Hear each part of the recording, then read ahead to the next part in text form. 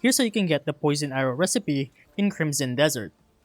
Now where I am currently right now on the map is currently over here, right next to the Muckroot Ranch. It's pretty much southeast of Hernan Town. Once you start off the game after pretty much the prologue, you're going to end up here at the Royal Trading Post.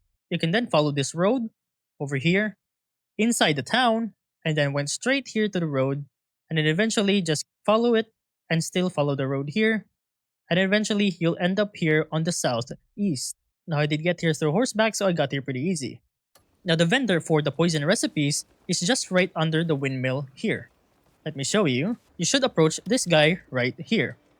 Just press Ctrl and press R to open up his shop. Now just press on buy and scroll down a little bit and you're going to find the poison arrow blueprint here. Now I'm going to buy this, press confirm, and go over to my inventory, and you can find the crafting book right here for poison arrow blueprint. And then press space to examine it, and then press D to open it, and then press Ctrl to examine it.